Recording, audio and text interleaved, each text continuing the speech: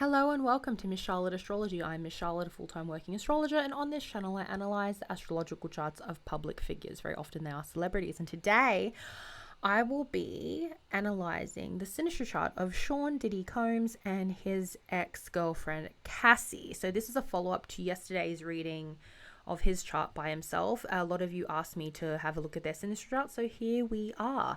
I just got word that they settled out of court very quickly. He paid her off and shut her up, which, you know, in my mind is as good as a confession, because you'd think that, you know, if you're a millionaire or a billionaire in his case, and you have someone who is making accusations the way to the level of that she was making them, you know, ruining your reputation, you think you would drag them to court, especially if they don't have any evidence that they did this stuff, you know, that you did those things. You think you would drag them to court and do what Johnny Depp did with Amber Heard and show the world what a liar they are, but that's not going to happen.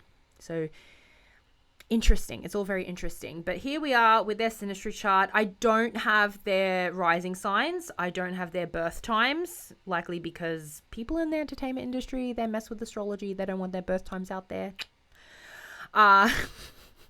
And that's a smart thing, because then people like me tear this stuff up. But yeah, you guys asked for it. I'm going to do the best I can with what I have, but it would tell me a lot more if we had a birth time. Before I get into it, I just want to remind you guys, 50% off my recorded readings. They're going to go. Like, I'm going to get rid of this deal soon, so please jump on it now. Get it now. It's just a recording of my voice where I tear up your chart for 20 minutes. If you have a specific, you know, question, you have an issue, you can actually put that in the notes when you make the booking. So it's if my reading is more informed. And yeah, it's sent to you within 24 hours of the specified time and date that you book. And yeah, it's just a little MP3 file that you can keep forever. So yeah, please get on that. 50% off, and thank you. This was brought to you by our sponsors, me. Okay, let's get into it. This is their chart. Look at all these conjunctions. Let's just have a look at them. Let's go around. Sun and Moon conjunction. Just so you know, P. Diddy is in the blue. He's the blue planets, and Cassie is the red planets. So you can see they have a Sun and Moon conjunction. She is a Virgo Sun. He is a Virgo Moon. And then they have a very close Venus conjunction, which is cute. A Pluto Mercury Sun Pluto conjunction. I'll get into that, because that's a bit obsessive. And Mars, they both have a Mars in Capricorn. They're not in a conjunction, but still, like, a Mars in the same sign, like they would be driven by the same things. And there's this Juno conjunction, and Pallas Athena as well. Juno conjunction with her Mars, which is the phallus. And of course, the most interesting of all, and the thing I'm probably going to start off with, is this. Okay, so his North Node in Pisces, and her Jupiter at exactly 19 degrees in Pisces. I was actually wondering yesterday as I was reading his chart, does she have any Pisces placements to take him to where he needs to be? I wonder if, she's the one that was going to take him to his destiny. And here we are. So his North Node is at 19 degrees in Pisces. I'm going to repeat what I said yesterday, but the North Node is your soul's evolution, is your destiny. It's the place that you got to go. It's the energy that you have to learn to embody. So it's, if you think of your astrological chart as the compass that points north, this is the North Node. This is where you got to go. And his destiny is to learn to release control and to find God. And, Pisces is healing, and it's a lot of lovely things. It's intuition, and yeah, there's a lot of beautiful things about Pisces, but it's also loss and sacrifice, and it's one of the signs associated with death. Because how are you going to get to know God unless you lose something, right? How are you going to be enlightened unless you suffer? And that's what this is about. He has to relinquish control with his this Virgo, tightly wound, anxious energy, and he's got to lose everything. I wish I knew what house this played out in. It would tell me a lot more. But with Cassie's Jupiter, and Jupiter represents marriage, Jupiter represents the husband, And with hers retrograde, it's disappointing husbands or boyfriends. And she's taking him there. She's like, I'm going to show you what loss is. I'm going to show you God. Go face him at the pearly gates, bitch. Like that's what she's doing here. So, yeah, again, I wish I knew what house this played out with. It would tell me a lot more. But when someone has a planet on your north node, they're going to take you to where you need to go. And very often you can get angry at people that do that because it's an energy that you're not familiar with. And she's going to show him. I don't think this is the end. I don't think she will be the last person that comes out in regards to, in regards to this situation with his personal life and him being a bit of a pervert. I think there are more people. I think there are going to be people that are emboldened by this that will come out. But yeah, Jupiter is an expansive planet. It's a lucky planet. It does represent husband and marriage, but when it's retrograde, it's harder to, you have to really work inwardly in order to get this to manifest something for you. So it's taken her quite a while to heal from whatever traumas that he allegedly put her through. But yeah, Jupiter is like a light. It's lighting up the path forward for him into some kind of potentially destruction. Who knows? I wish I had the birth time, but it doesn't look easy. That north node is not easy. Let's talk about her north node. It's in Aries. Okay, so she has to learn how to be a warrior. She has to learn how to fight. She has to learn to defend herself. Aries is the sign of the warrior and of war, battle. And people with their north nodes in Aries, they have to learn to master that masculine energy. And that's hard for her because she's a hell of a lot of Virgo and a hell of a lot of Libra, which is on the opposite end. Like, she's very accustomed to being a people pleaser and to, making people happy and being cooperative. South node in Libra is someone who is familiar with cooperative partnerships. It's also someone who probably, got a lot of praise for their beauty. I mean, her Venus is here. It got her far, but it's not where she was meant to stay. She's meant to learn how to do this, how to fight. Fuck the peaceful partnerships. The thing that's going to take her there is this Chiron. I talked about it yesterday. P. Diddy has a Chiron in Aries, which is an insecurity around masculinity. His insecurities, whatever behaviors that he exhibited in front of her that are connected with his insecurities around masculinity, are the very things which are going to take her where she needs to go. She has very powerful weapons aimed at the most vulnerable part of him. She knows her oppressor. So that's why he's scared of her. That's why he paid her off. This north node is like a pistol pointed at this wound, this Chiron. Very, very vulnerable placement. Interesting. So let's move out and have a look at these other conjunctions. She has a lovely Taurus moon. Her poor little moon is so alone out here. Move in. He has Saturn in Taurus. She has moon in Taurus. It's not a conjunction, but they are occupying the same sign. When I see someone's Saturn, which is it's a generational planet. It's the planet that represents patriarchy, the father, rules, restrictions, karma. It's a difficult planet. When I see it on a very soft, delicate planet, a feminine planet like the moon or even Venus, I'm looking at a situation where the Saturn person is restricting or taking resources from the moon person or the Venus person. And that's what I think happened here. Even though he was quite generous, I talked about it yesterday that he is a very generous person in his relationships, but it's a very it's almost like it's a business, I'm going to be generous to you and you are going to be generous with me. That's his way of thinking. In this situation here, he restricts her from having emotional connections with more people other than him. That's how I'm interpreting it. Doesn't mean that that's going to be necessarily the case for other people. Please don't project onto this reading. This is strictly a reading specific to these two people. Okay, so don't do that. I'm sure that you can have a lovely relationship with someone who you know has their Saturn on your moon. Okay, calm down. I'm talking about these people. But yeah, he restricts her in terms of her emotional connections, like potentially making friends. He might have not let her see her family, and if he did, maybe she wasn't allowed to talk about the things that she knows about him. That's what I'm seeing here. It's very restrictive for her. It's a very restrictive relationship. This is not a conjunction. I could it would be stronger, like it would be stronger. It would probably be more extreme if Saturn was sitting exactly on the moon, but it's still there. Let's move along. Venus and Sun, Sun and Moon conjunction.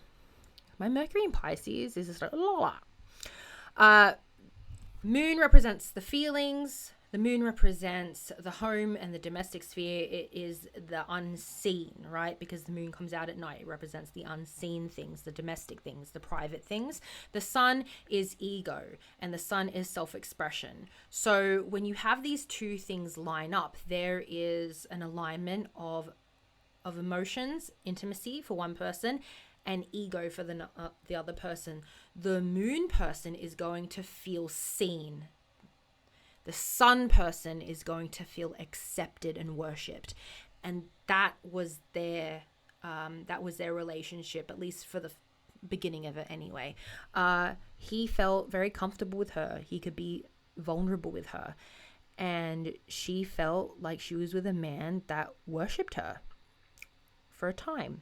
Anyway, Virgo is a very submissive sign. It's the sign of service, right? It's you know, if you think of the energy of Persephone, and I'm going to get into the metaphor of Persephone and Hades, right? Because he is a Scorpio, she is a Virgo, and they certainly had this underworld, you know, king and queen of the underworld dynamic where he ruled over everything and she ruled by his side, but she was still enslaved to him. She was still kidnapped. She was still this innocent, virginal 19-year-old that he hid away for a really long time.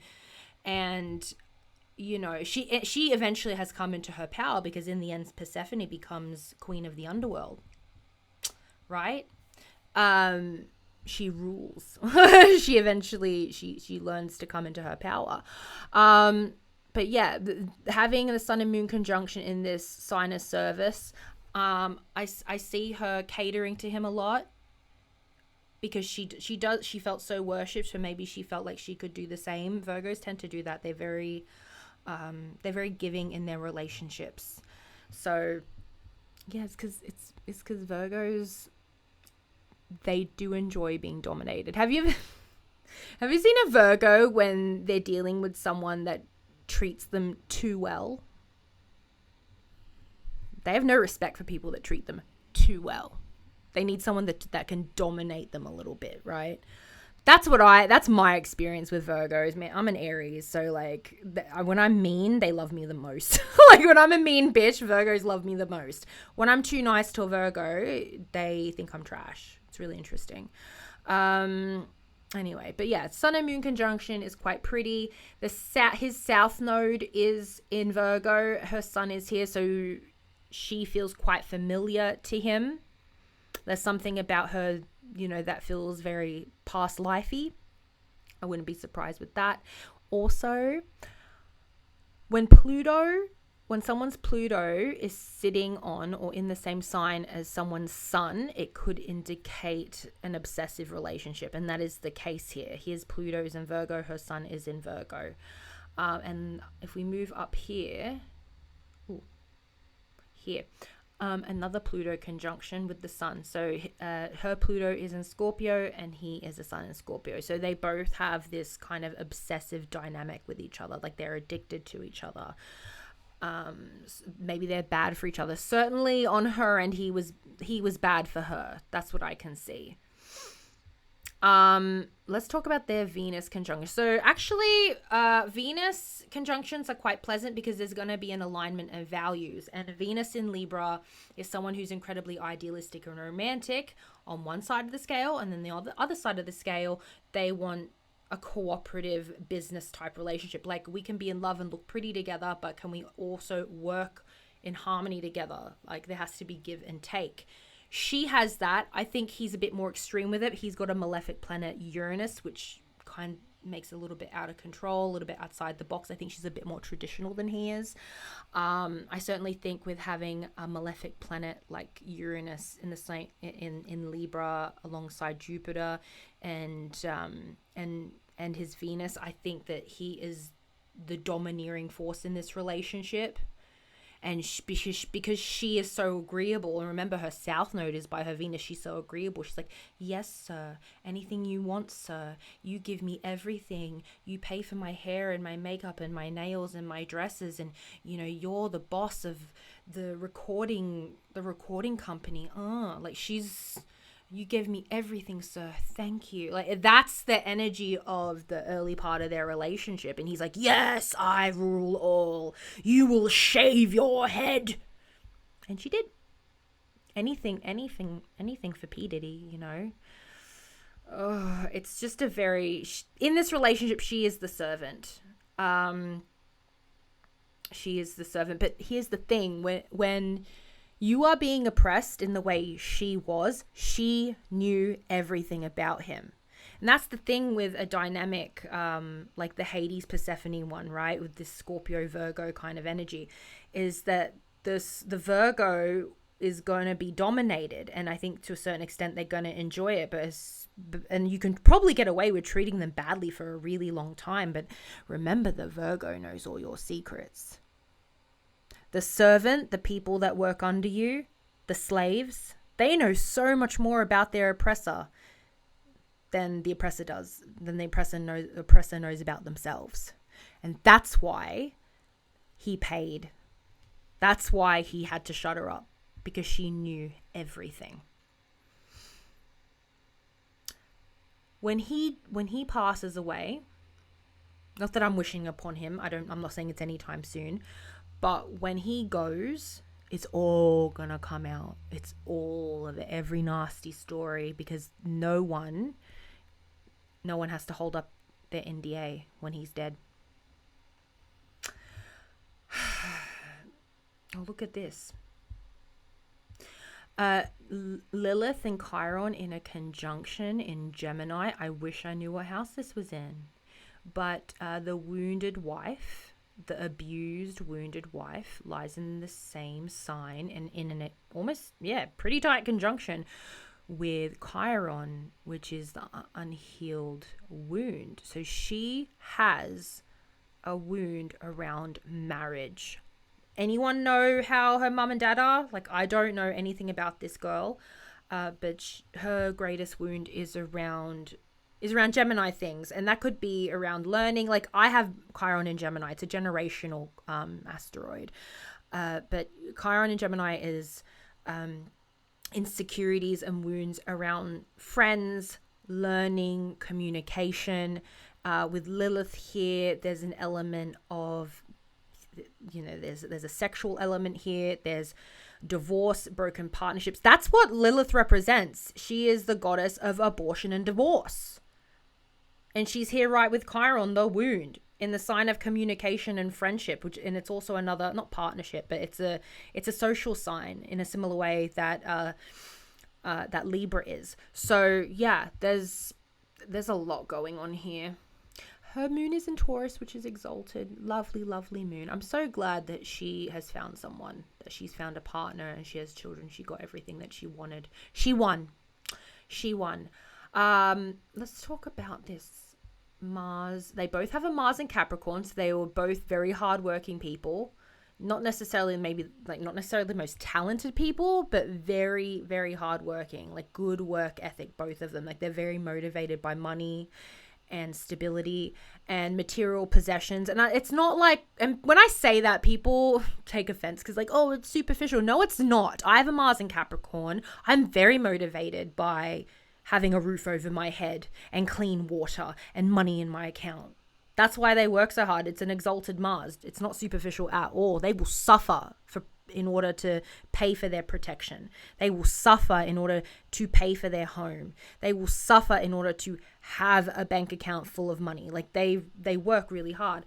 Her Mars is on his Juno. Juno is the asteroid that indicates commitment. So anywhere where you have Juno, the asteroid, represents it's the thing that you stay for. It's not necessarily a romantic placement. If you think of Juno or Hera in mythology, she is the long-suffering wife, but she stays with Zeus, Jupiter. She stays with him even though he cheats on her and does all this awful shit.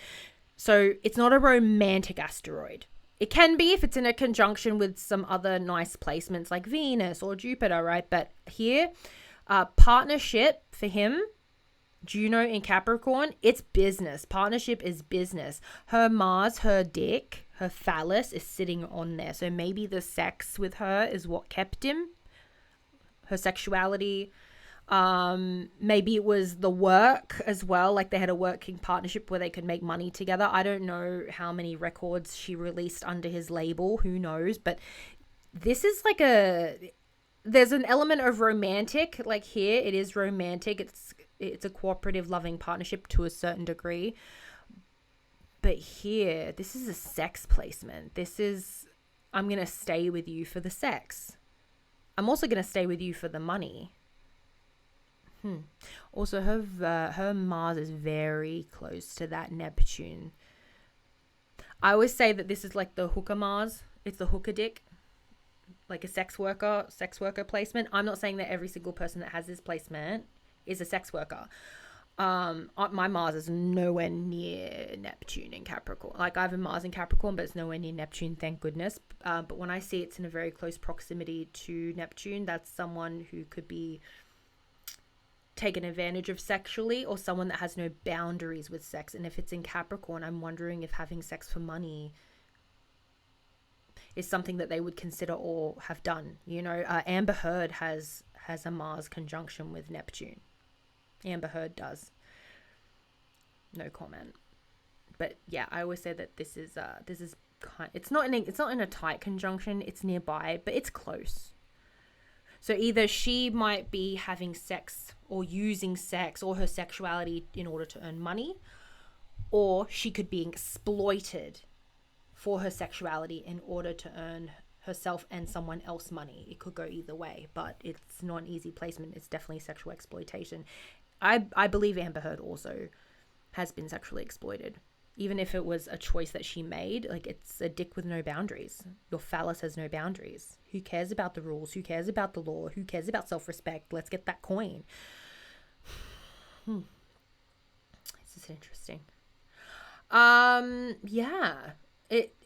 He had the power.